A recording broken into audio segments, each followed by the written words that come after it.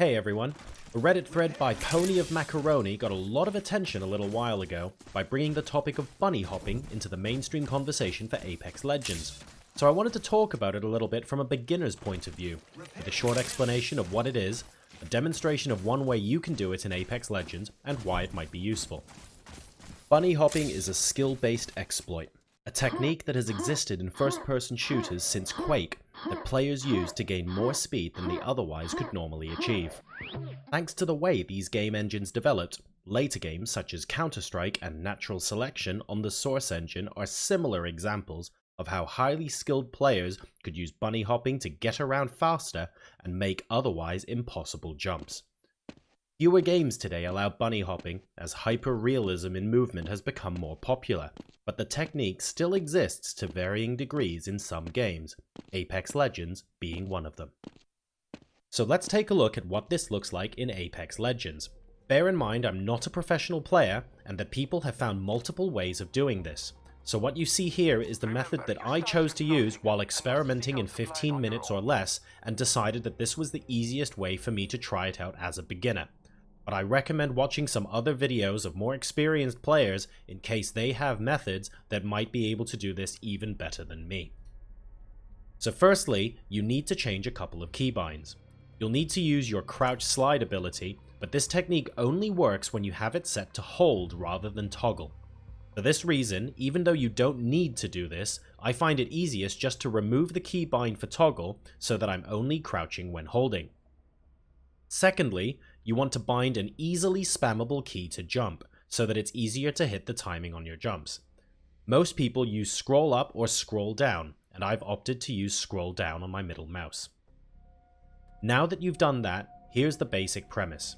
The idea is that when you're jumping, you don't lose speed until your character touches the floor again. Therefore, if you minimize the time you're in contact with the floor, you can maintain your momentum for longer.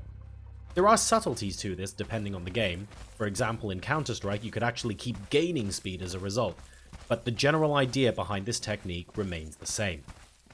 So here's how I do it. As you're running at full speed, hit crouch to initiate a slide. While still holding the forward and crouch keys, jump and immediately begin strafing in one direction, while your mouse also starts looking that way. Just as you're about to hit the ground, use the mouse scroll to time a jump. And once you're off the ground, strafe the other way while moving your mouse in that direction.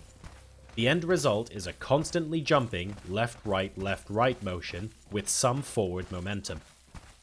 Please note that some more experienced players can achieve much nicer results than mine here, and a lot of it comes down to practice. And I also choose to keep pressing W when bunny hopping in Apex Legends, which some players don't need to do. But I found after trying both methods that this worked better for me as a beginner, so I decided to stick with it. And also, if I'm bunny hopping in an intense situation in-game, and for whatever reason I fail, and I'm likely to fail often, at least with this method, I'm still going to be moving forward, so that's the reason I prefer it this way. Now at this point, you might think to yourself, well that's great, but it's clearly slower than running, and you would be right in Apex. But now what I'm about to show you explains the specific scenario that makes this worthwhile, and it all comes down to this reason. In Apex Legends, when you're healing, your movement speed is rather limited. So here's an example of me running and then using a syringe. The game takes a fraction of a second to start healing after I hit 4, so I'm trying to time my heal so that it starts as I run past the end of this metal ramp with the supply bin on it. As you can see, I get around halfway past the next metal ramp before I cancel the heal. The game slows my movement right down until I finish or cancel the healing, and I can't accelerate again until that's done. Now here is the same example where I aim to start healing when my character passes the supply bin ramp, but this time I'm trying to bunny hop. I try and hit 4 as soon as I start sliding so that I have to hit my heal and then I can focus all of my efforts purely into not messing up the bunny hop, which I still did many times during practice. As you can see, I get much further, in fact about twice as far as before. Now, in a battle situation when you're trying to run away and heal, that can often be the difference between getting knocked down by an enemy or getting into cover and being safe.